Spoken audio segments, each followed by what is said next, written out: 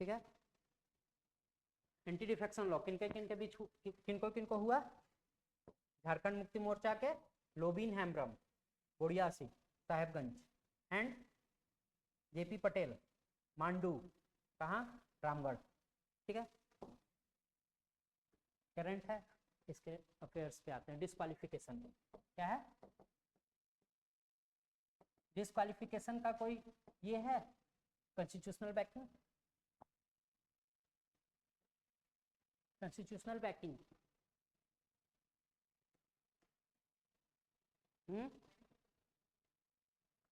Article 102 union के लिए, article 102 और 102 में सस्ता सी सेट लगाएंगे। क्या लगाएंगे? सस्ता सी सेट। कितना हो गया? 191। आर्टिकल 191 किसके लिए? स्टेट के लिए। एमपी के लिए कौन सा? एमएलए के लिए कौन सा? क्या है? Disqualification on the ground of office of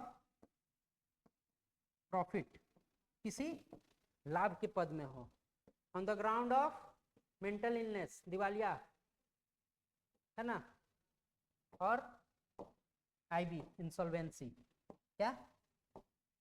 mental illness. Third हो गया इंसॉल्वेंसी, मतलब पागल नहीं हो, दिवालिया नहीं हो, है ना, अनसाउंड मेंटल इलनेस या अनसाउंड माइंड अनसाउंड हो, तो उस बेसिस पे हम डिस्क्वालीफाई कर सकते हैं। ऑफिस ऑफ प्रॉफिट क्या होता है?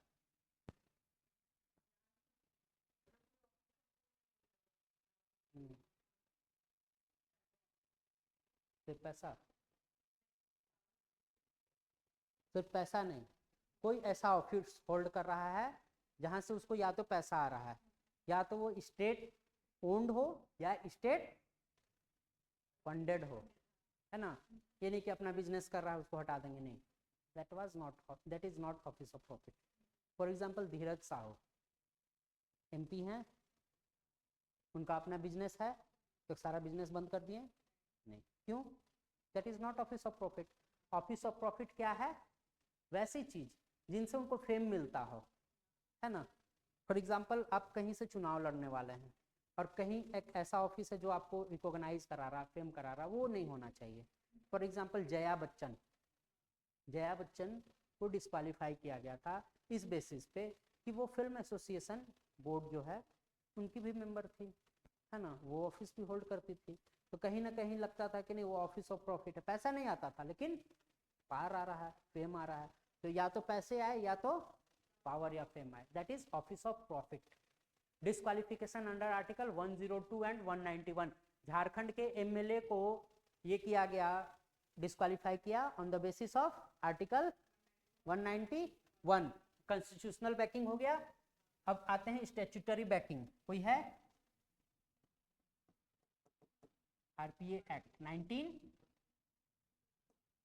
रिप्रेजेंटेशन ऑफ पब्लिक एक्ट 1951, दो एक्ट है, आरपीए 1950, आरपीए 1951, दोनों में क्या अंतर है?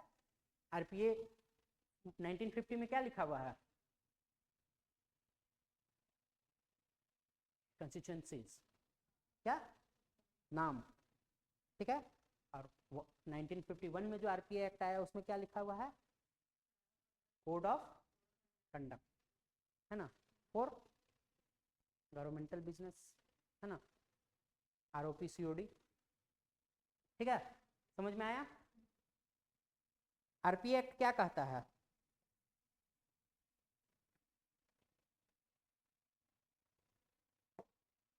आरपीए एक्ट कहता है डिस्क्वालीफाई कर दो, क्यों?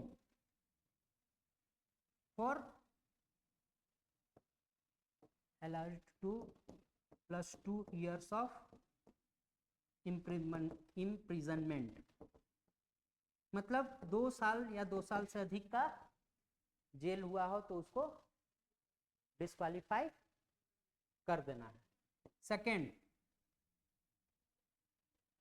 सेम चीज, allowed +2 years ऑफ, ये मिला है, काटा नहीं है, लेकिन ये काट चुका है, ये मिला है जो प्रूफन नहीं है, गारंटीड नहीं है, दिया गया है, हो सकता है 6 महीने में छूट गया, केस डिसमिस हो गया, है ना। तो जब तक केस चलेगा तब तक वो एमएलए का पद या एमपी का पद नहीं ले सकता है, ठीक है। For example Rahul Gandhi, for example Rahul Gandhi ji को केस पॉइंट 1 के तहत कुछ दिन के लिए सरेंडर किया गया था चुनाव के लिए। सेकेंड, एलर्ज 2+ ईयर्स ऑफ इम्प्रिजनमेंट, है ना। तो उनको क्या किया जाएगा, 2 साल का इम्प्रिजमेंट है तो अगले 6 ईयर्स, अगले 6 ईयर्स तक के लिए डिस्क्वालीफाई कर दिया जाएगा। किस चीज से, इलेक्शन लड़ने से। For example mister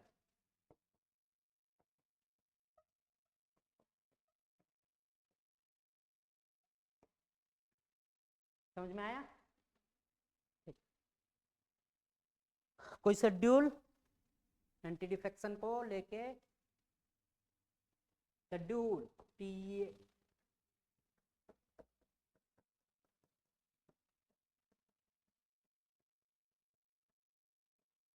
1 2 3 4 5 6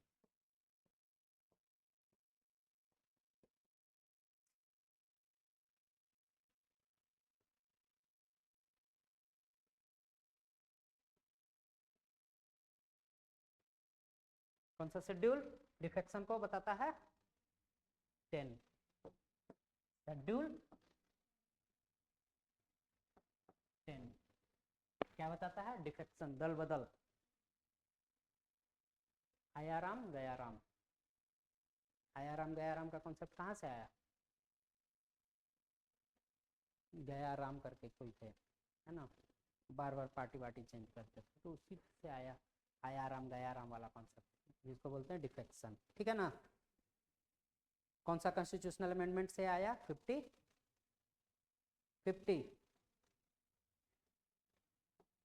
52nd constitutional amendment से।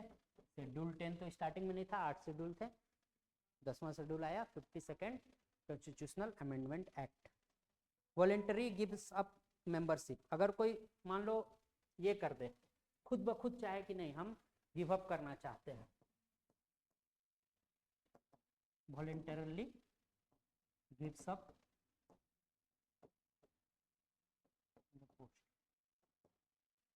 कोई अपने मन से चाहे कि हम एमएलए एमपी छोड़ना चाहते हैं, तो क्या एंटी डिफेक्शन लॉ लगेगा,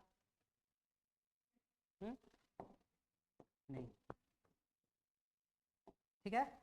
वॉलेंटरी का मतलब क्या हो गया कि जिनको अपने से मन आया कि नहीं अब हम एमएलए एमपी नहीं रहना चाहते हैं तो नहीं लगेगा, ठीक है। सेकंड, कोई पॉलिटिकल पार्टी का ऑर्डर हो, उसको वो वायलेट करता हो तो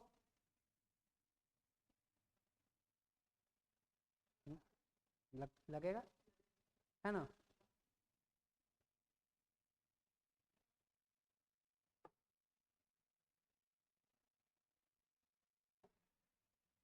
क्या हो गया,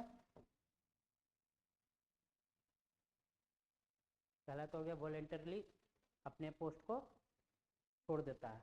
अगर वॉलेंटरली पॉलिटिकल पार्टी छोड़ता है तो voluntarily gives up the political party. For example BJP में था, अब कांग्रेस ज्वाइन करना चाहता है, एंटी डिफेक्शन लॉ लगेगा। क्यों लगेगा,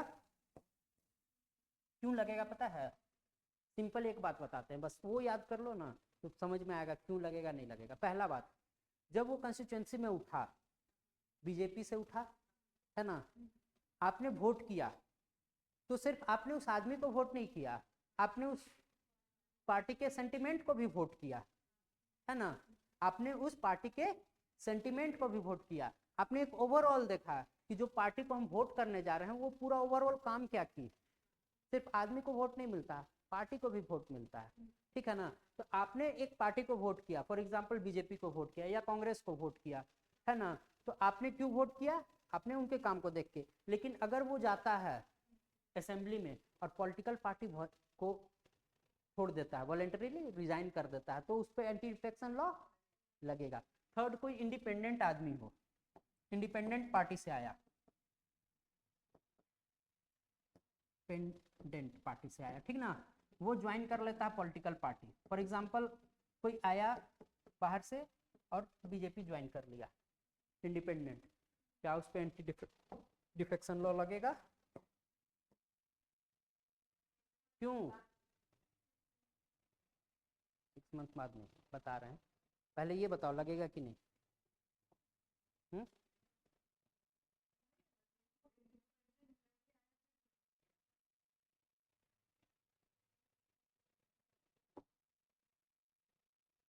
जब कंस्टिट्यूंसी में वोट हो रहा था तो कांग्रेस के कैंडिडेट नहीं उठे थे, बीजेपी के कैंडिडेट नहीं उठे थे, आपने इंडिपेंडेंट को क्यों वोट दिया? आप नहीं चाहते थे, आप नहीं चाहते थे कि कोई पार्टी का बने। तो जब आप इंडिपेंडेंट को वोट दे रहे हैं, बाद में पॉलिटिकल पार्टी ज्वाइन कर रहा है, तो हम पॉलिटिकल पार्टी को ही क्यों नहीं वोट दे करते? समझ में आया? तो इस पे चार्ज लगेगा नहीं? कौन बोला? सरकार बनाने के लिए वैसा चाहिए। अगर इंडिपेंडेंट है तो बहुत ऐसे हैं इंडिपेंडेंट कैंडिडेट जो जीतते हैं, जाते हैं, कोई पार्टी के नहीं है, MP MLA हैं, क्यों नहीं रहेंगे? और कोई पॉलिटिकल पार्टी का ये है, वायलेट्स पॉलिटिकल पार्टी ऑर्डर, तो लगेगा। क्यों? क्योंकि आपने उसके सेंटिमेंट को वोट किया है, तो अगर वो वायलेट कर रहा है मतलब उस सेंटिमेंट को, ठीक।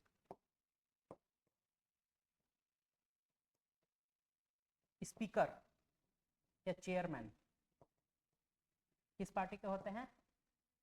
किसी भी पार्टी के नहीं होते हैं, ठीक। क्यों? जैसे ओम बिरला जी, ओम बिरला जी बीजेपी से जीत के गए और फिर जाके वहां स्पीकर के पोस्ट में गए, तो अपने पोस्ट से, अपने पार्टी से वो रिजाइन करते हैं। पार्टी से रिजाइन करने पे एंटी डिफेक्शन लॉ लग रहा है, लेकिन ये स्पेशल केस है। अगर स्पीकर या चेयरपर्सन बनता है तो उस पर एंटी डिफेक्शन लॉ नहीं लगेगा। एंटी डिफेक्शन लॉ नहीं लगेगा मतलब वो जो MP, कहाँ के MP हैं? ओम बिरला जी, कोटा राजस्थान, तो वो कोटा राजस्थान के MP कौन है अभी भी? ओम बिरला जी। समझ में आया? तो इस पे नहीं लगेगा। और कुछ? हाँ, नॉमिनेटेड मेंबर आप बोल रहे थे ना, नॉमिनेटेड, राज्यसभा लोकसभा, नॉमिनेटेड, जैसे अभी सुधा मूर्ति जी आई हैं, नॉमिनेटेड, ठीक है। तो विद इन 6 मंथ्स अगर वो कोई पॉलिटिकल पार्टी ज्वाइन कर लेती हैं तो एंटी डिफेक्शन लॉ लगेगा? नहीं लगेगा। आफ्टर 6 मंथ करती हैं तो लगेगा? हाँ या ना? लगेगा। समझ में आया? किस किस केस में एंटी डिफेक्शन लॉ लगेगा, नहीं लगेगा? कौन ये कहता है? कौन सा शेड्यूल? शेड्यूल 10। कुछ एक्सेप्शन है क्या? स्पीकर वाला और नॉमिनेटेड मेंबर वाला और वॉलेंटरी गिव अप और 2/3 ऑफ लेजिस्लेचर।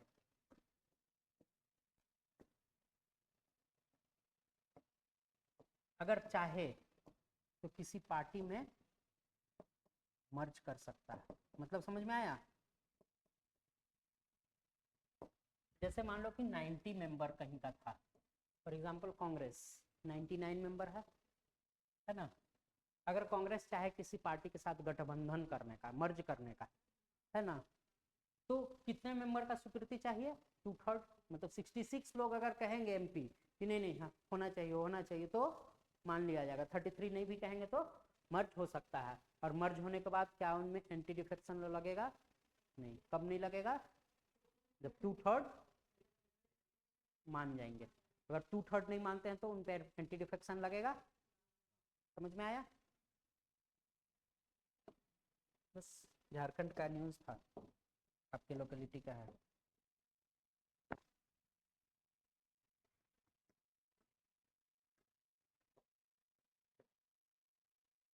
ये पढ़ाएंगे आगे।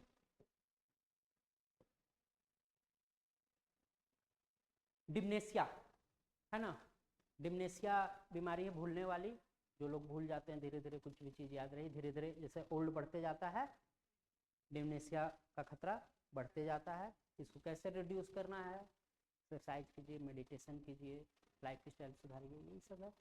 ये इस कारण डाल दिए ताकि आप पढ़िए और थोड़ा सीखिए लाइफ स्टाइल चेंज करने का। और क्या, कुछ कुछ आर्टिकल हम इसी कारण डालते हैं जो यूपीएससी पॉइंट ऑफ व्यू से इंपॉर्टेंट नहीं है, लेकिन हाँ लाइफ के लिए इंपॉर्टेंट है। ये भी झारखंड का न्यूज है। India's illegal coal mining problems. सबसे ज्यादा कोल माइंस कहाँ है, किस एरिया में? गोंडवाना लैंड फॉर्म्स सबसे ज्यादा, गोंडवाना चट्टाने सबसे ज्यादा, छत्तीसगढ़ एंड झारखंड। झारखंड में सबसे ज्यादा 80% 90% झारखंड में ही है, और नेक्स्ट छत्तीसगढ़, और फिर छोटा मोटा है, लेकिन सोल प्रोड्यूसर कौन है? झारखंड। ठीक है, समझ में आया? तो ये न्यूज कहीं ना कहीं झारखंड से रिलेट करता है, ठीक है ना। तो पहले बताइए आप हमको, इलीगल कोल माइनिंग है ना, ब्रेक दे दें या फिर पढ़ाते रहें? एक होता है ग्लोबल एनर्जी मॉनिटर रिपोर्ट, जल्दी लिखिए। ब्रेक देना है क्या? ये पढ़ा लेंगे, उसके बाद फिर जब इकोनॉमिक सर्वे होगा, जिनको मन होगा बैठिएगा, बाकी मस्ती करने निकल जाना है।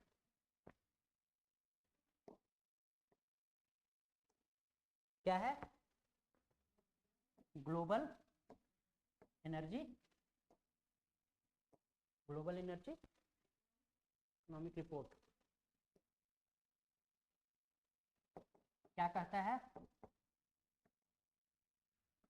ये कहता है coal under reserve is underutilised. मतलब जितना रिजर्व अपने पास है कोयला का, वो कहीं ना कहीं अनयूटिलाइज्ड है ना, अनयूटिलाइज्ड है। सेकेंड, कि हम बात करते हैं नेट जीरो का, हम बात करते हैं नेट जीरो का एट द रेट, ठीक है। पहला बात है कि वो बोल रहा है कि अनयूटिलाइज्ड हम रख दे रहे हैं जितना कोयला है, पहला। दूसरा कि हम नेट जीरो पे जा रहे हैं 2070, तो हमको तो यार अनयूटिलाइज्ड ही करना है, हमको तो यूटिलाइज करना ही नहीं है। लेकिन ये अनयूटिलाइज्ड आया कहाँ से? अनयूटिलाइज्ड का मतलब है कि हम जितना मेहनत कर रहे हैं, हम जितना एफर्ट लगा रहे हैं, उस हिसाब से हम यूज नहीं कर पा रहे हैं। फॉर एग्जाम्पल हमने माइनिंग की, अब माइनिंग करने के बाद उतना रिसोर्स हम डेवलप ही नहीं कर पाए जितना माइनिंग में हमको लगा, तो क्या बेनिफिट? ना इकोनॉमिक ग्रोथ हो पा रहा है, सेकंड जो पॉल्यूशन बढ़ रहा है सो अलग। तो नेट जीरो के टारगेट को हम कहीं ना कहीं डिले कर रहे हैं। तो हमको क्या चाहिए? ऐसी टेक्नोलॉजी चाहिए जो ऐसा माइनिंग करे कि जिससे जो हम रिसोर्स निकाले वो फुल यूटिलाइज, ऑप्टिमम यूटिलाइजेशन उसका हो सके। इसके लिए सबसे बड़ा प्रॉब्लम क्या है पता है? इलीगल माइनिंग, ठीक है। इलीगल माइनिंग कैसे होता है? फॉर एग्जाम्पल आपने एक लीज पे लिया जमीन, आपने नहीं लिया, किसी ने लिया, बदमाश आदमी ने, ठीक है। इतने एरिया में उसको कोल माइनिंग का परमिशन मिला, ठीक है। वो क्या करता है? एक छोटा होल करता है, माइनिंग शुरू करता है।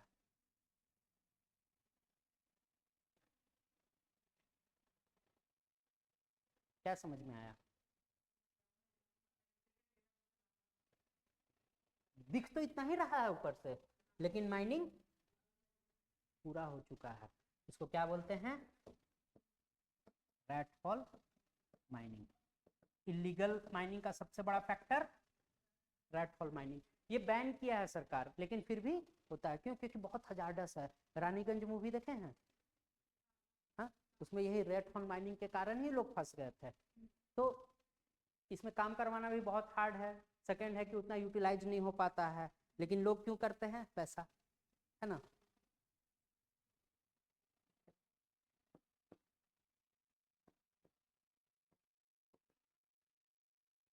सेकेंड क्या इशू है, लैंड सब्सिडेंस। फॉर एग्जाम्पल ये एरिया खोखला हो गया है, तो ये लैंड क्या करेगा, धंस जाएगा, है ना। धंस जाने के बाद जो इसके अंदर रिजर्व है, अगर सरकार यहाँ माइनिंग करती है कोल रिजर्व को लेके, ये एरिया धंस गया है, क्या उसको कोल मिलेगा, नहीं। माइनिंग करके क्या हम यूटिलाइज कर पा रहे हैं, नहीं। तो इलीगल माइनिंग का ये दो प्रॉब्लम है, ठीक है, लिख लीजिए। माइनिंग को लेके कोई कॉन्स्टिट्यूशन में बात, एक्ट में बात नहीं, कोई बात नहीं। लिखिए MMDR एक्ट,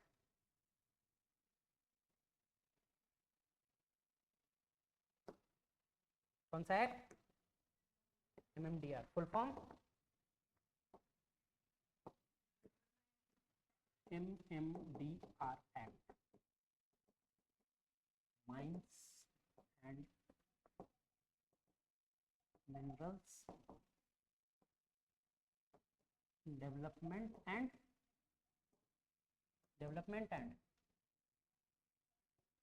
रेगुलेशन एक्ट। कब आया था ये, कब आया था, 1919, ठीक है। ये क्यों पढ़ रहे हैं, अमेंड हुआ है ये, कब, करंट अफेयर में है। मेजर अमेंडमेंट कब हुआ, 2023 में, यानी करंट अफेयर में है। MMDR एक्ट क्या बोलता है,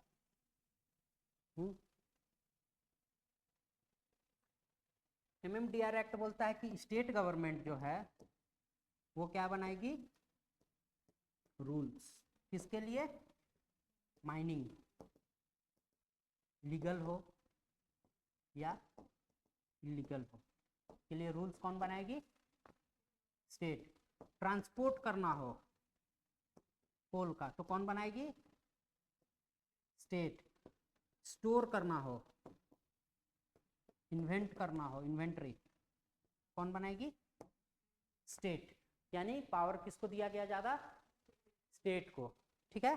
अब सेकेंड पॉइंट पे आते हैं, इसका एक्सेप्शन है कुछ, कौन सा एक्सेप्शन है, MMDR एक्ट का एक्सेप्शन कौन है, माइनर मिनरल। माइनर मिनरल मतलब वैसा मिनरल जो कम है, जिसका इंपॉर्टेंस थोड़ा कम है, उसको माइनर मिनरल बोलते हैं। या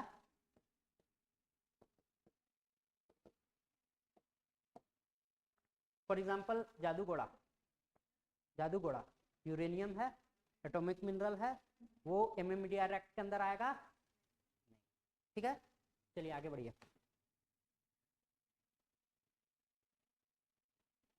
इसमें 2023 में क्या क्या बदलाव हुआ है, ठीक ना। तो सबसे बड़ा बदलाव हुआ है ना कि स्टेट एजेंसी जो थी ना वो एटॉमिक मिनरल का एग्जीक्यूट करती थी। कितना, स्टेट एजेंसी या फिर यूनियन गवर्नमेंट, 1957 में क्या था ना, union government through state agencies क्या करती थी, एग्जीक्यूट करती थी, क्या चीज का, एटॉमिक मिनरल। 2023 में क्या हो गया कि 6/12 12 मिनरल का करती थी। कितना, 12 टाइप के मिनरल इसके अंदर थे। अब 6/12 का एग्जीक्यूशन प्राइवेट मेंबर भी कर सकती है, PPP मोड में भी दे सकती है, प्राइवेट लोग भी कर सकते हैं, लेकिन गवर्नमेंट कंट्रोल, है ना। कितना, कितना मिनरल का, 6। सरकार कितना करती थी, ठीक है।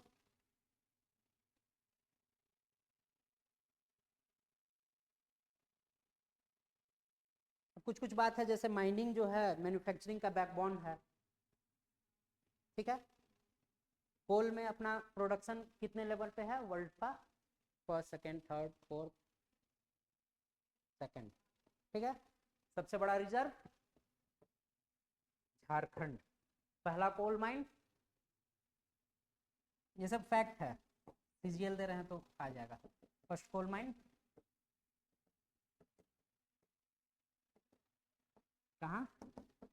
रानीगंज, वेस्ट बंगाल। और क्या पढ़ना है? गैस कौन कौन सी निकलती है माइनिंग में, वो लिखते हैं। CO hydrogen sulphide, methane, CO hydrogen sulphide, methane,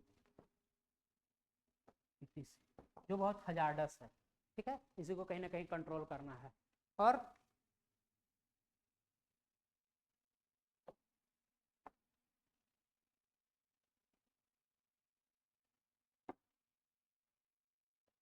second आते हैं 2023 में जो मेजर अमेंडमेंट किया गया, क्या बनाया गया? क्या बनाया गया? बोलिए, क्या बनाया गया? District mineral foundation. इसके अंदर क्या रहेगा? ये एक नॉन प्रॉफिटेबल ऑर्गेनाइजेशन यानी ट्रस्ट जैसा काम करती है। नॉन प्रॉफिटेबल ऑर्गेनाइजेशन मतलब कुछ ऐसा फंड बनाया जाए, कुछ ऐसा फंड बनाया जाए जो कहीं ना कहीं मिनरल बेस्ड अगर डिस्ट्रिक्ट है तो उसमें हेल्प हो, है ना। DM के अंदर, DC के अंदर ये है डिस्ट्रिक्ट, उसके हेड पर्सन कौन होंगे? DC, ठीक है। तो वो कुछ ऐसा फंड बनाया जाए जो मिनरल जहाँ वहाँ एलोकेट हो रहा है उसके लिए हम कुछ वेलफेयर वर्क करें लोकल्स को लेके। तो ये फंड बनाया गया। इसमें क्या है कि जो भी काम कर रहे हैं वहाँ लोग, है ना, जो भी लीज होल्डर हैं, लीज होल्डर बोले तो जैसे कोल निकाला जा रहा है, किसी न किसी को जमीन लीज पे दी गई है ना। जैसे लीज होल्डर जो है, बताया था ना, रेट हॉल में उतना लीज दिया गया कि उसका जो रॉयल्टी आएगा, प्रॉफिट को क्या बोलते हैं? रॉयल्टी, उसका 1/3 प्रॉफिट जितना इसका हुआ मालिक का, जो प्राइवेट काम कर रहा है, प्लस जो वो रॉयल्टी दे रहा है सरकार को, यूनियन गवर्नमेंट को दे रहा होगा, स्टेट गवर्नमेंट को दे रहा होगा, उसका 1/3 कहाँ दे देना है? फंड में। ये फंड क्या करेगा? वेलफेयर वर्क करेगा। कहाँ पर? जिस एरिया में माइंस है वहाँ लोकल, वहाँ का ह्यूमन एम्पावरमेंट, पानी का व्यवस्था, खाने का व्यवस्था, रहने का व्यवस्था, खाने का नहीं, फॉर एग्जांपल फूड सिक्योरिटी देख रहा है, हेल्थ कंडीशन वहाँ का देख रहा है कि ये नहीं कि माइनिंग के कारण और लोग का हेल्थ खराब हो, उस टाइप का वर्क कौन करेगा? District mineral foundation. कब आया ये? ठीक है। इसके लिए कोई योजना, कोई योजना? PMKKY,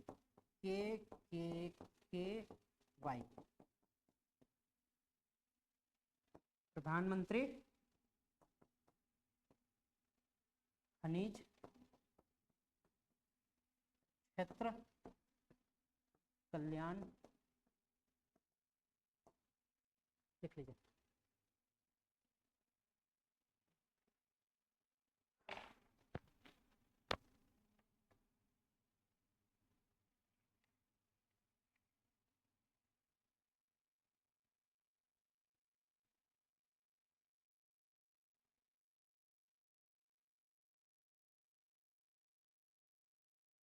लिख लिया? ये हो गया। इसके बाद झारखंड का ही न्यूज है ना। ये क्या न्यूज है? State have unlimited right to tax rich lands, mineral rich lands. सबसे ज्यादा मिनरल रिच लैंड कौन है? झारखंड, है ना। वहीं का न्यूज होगा। एक कॉन्स्टिट्यूशनल बेंच, कॉन्स्टिट्यूशनल बेंच किसको बोलते हैं?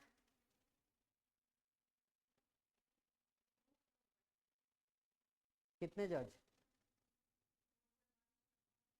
उससे ऊपर बैठेंगे तो कॉन्स्टिट्यूशनल बेंच। इसमें 9 टोटल बैठे थे, तो 8:1 वर्डिक्ट से ये हुआ। कौन दिए? चंद्रचूड़ साहब। तो इसमें क्या बोला गया कि जो मिनरल रिच स्टेट है, मिनरल रिच स्टेट, सबसे ज्यादा बेनिफिट होगा झारखंड। सिर्फ झारखंड के लिए नहीं है, लेकिन सबसे ज्यादा बेनिफिट झारखंड को होगा। उसमें क्या बोल रहा है कि पार्लियामेंट रेस्ट्रिक्ट नहीं कर सकती है, restrict powers can't, parliament can't restrict powers to state legislature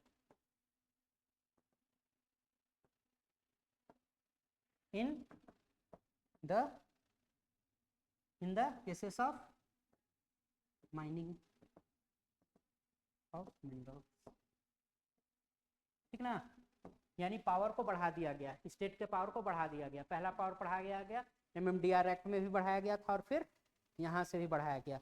ये किस गवर्नेंस का थ्योरी को बताता है?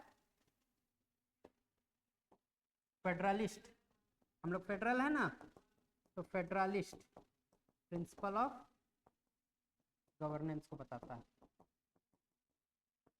कौन सा लिस्ट में है? माइनिंग स्टेट में है कि यूनियन में है कि कंकरेंट में है?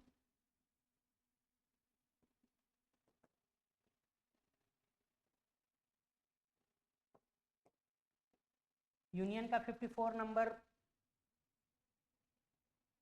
लिस्ट में है, यूनियन लिस्ट के 54 नंबर एंट्री में माइंस एंड मिनरल एक्सप्लोरेशन है और स्टेट के 23rd नंबर एंटिटी में है, ठीक ना। इसका मतलब कि दोनों के पास पार है, कंकरेंट में नहीं। कुछ कुछ एक्सेप्शन होते हैं, स्टेट में भी है यूनियन में भी है लेकिन कंकरेंट में नहीं, ठीक है ना। तो यूनियन भी कुछ कुछ चीज का कर सकती है, जैसे फॉर एग्जांपल एटॉमिक मिनरल, कुछ ऐसे मिनरल्स हो गए जो मिला तो नहीं वो केंद्र सरकार की हो गई, ठीक है, और स्टेट का, ठीक है, समझ में आया। अब लास्ट एक टॉपिक जो इसमें है नहीं लेकिन पढ़ा देते हैं, कभी काम आ जाए तो ठीक है। फॉर एग्जांपल इसमें आओ, कोयल कितने प्रकार के होते हैं? 4, पीट, लिग्नाइट, बिटुमिनस, एंथ्रासाइट, ठीक है। Increasing heat and carbon content, ऊपर ऐसे बढ़ोगे ना तो कार्बन कंटेंट बढ़ता जाएगा, और जिसमें कार्बन कंटेंट सबसे ज्यादा वो सबसे बढ़िया कोल, इसमें 30% कार्बन कंटेंट होता है, इसमें 40 to 50% होता है, इसमें 60-70% होता है, और इसमें मोर देन 80, है ना। तो सबसे बढ़िया कोल कौन सा? एंथ्रासाइट, जितना मॉइस्चर ज्यादा उतना खराब कोल। पीट सबसे खराब कोल। झारखंड में कौन कौन सा ये मिलता है? ये दोनों मेजर मिलता है, मेजर ये दोनों। एंथ्रासाइट मिलता है नहीं, कहाँ मिलता है? इस वाले रीजन में केवल एंथ्रासाइट है, 3 to 4% ऑफ टोटल रिजर्व, ठीक है। बाकी राजस्थान के कुछ एरिया में, गुजरात के कुछ एरिया में ये जो बेल्ट है ये मेजर बेल्ट है, किसका? कोल का, ठीक है, समझ में आया। अब लास्ट